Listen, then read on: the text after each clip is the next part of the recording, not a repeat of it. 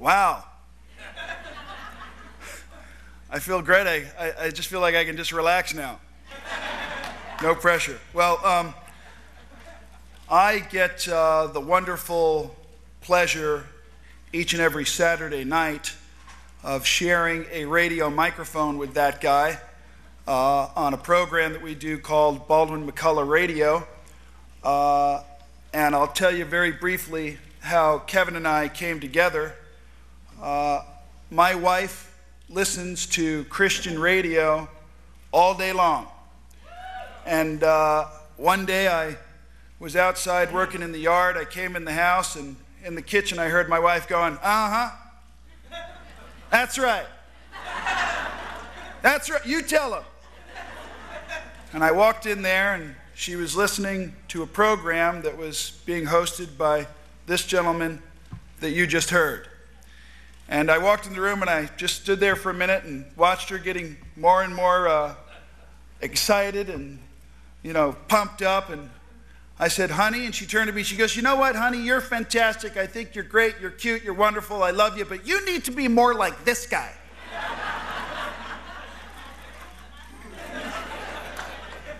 Gonna have to find out who that guy is.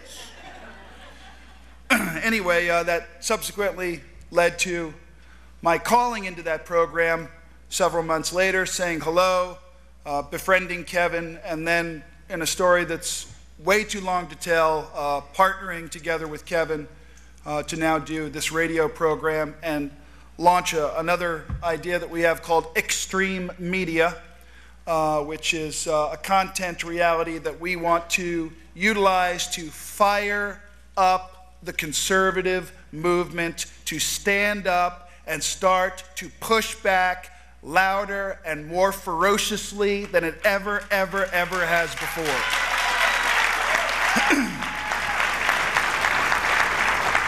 But I'm not going to get too specific about politics.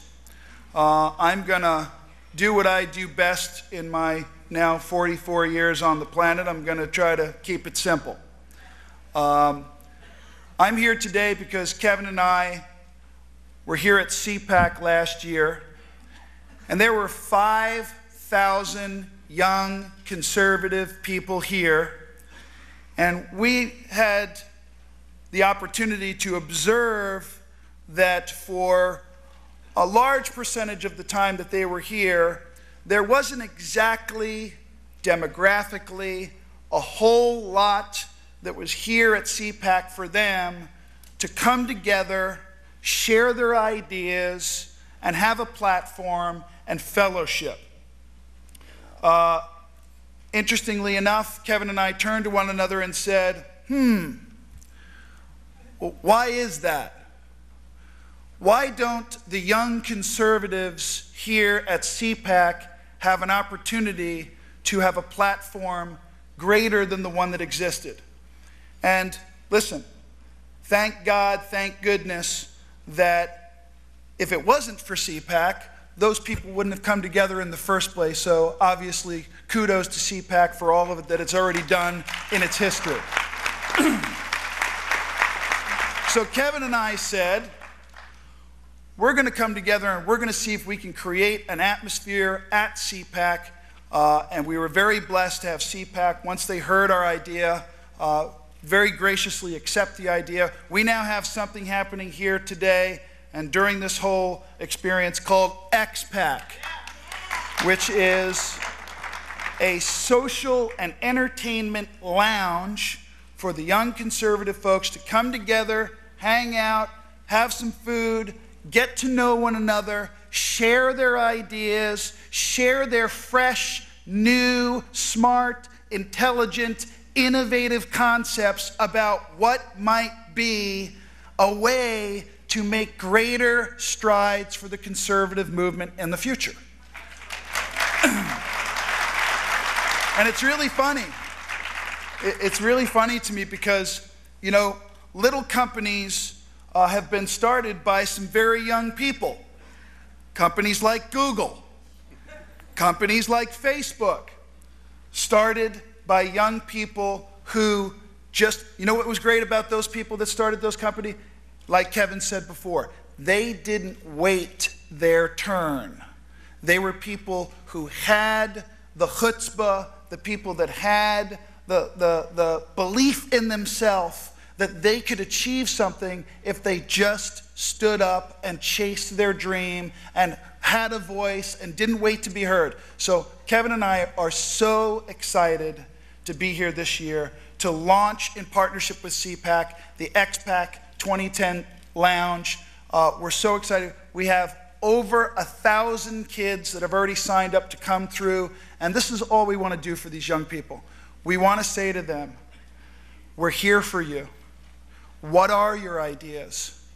What do you think is going to be the best way to move the conservative ideals forward in the future?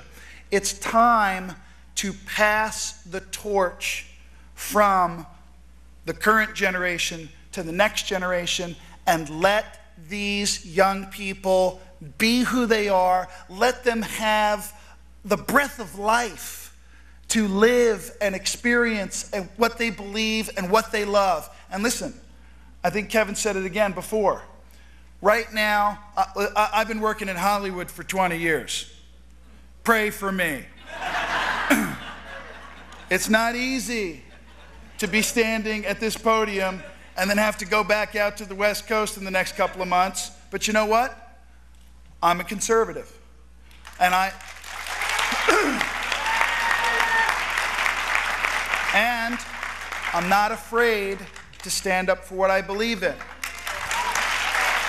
And I'll tell you what, I want to give you guys some good news. There's a whole lot more conservatives in Hollywood than you guys realize.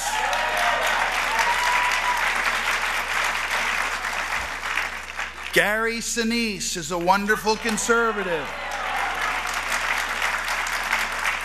So I think what we have coming together now is absolutely a perfect storm.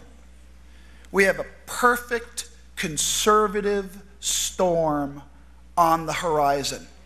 And all we need to do is remember that if we keep enough fuel and gasoline in reserve, and that is the young people.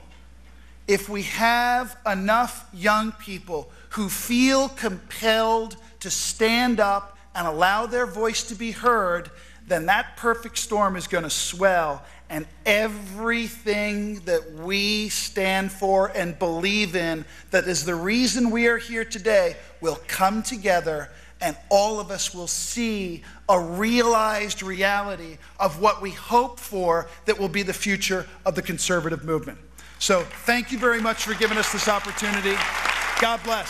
Thank you very much.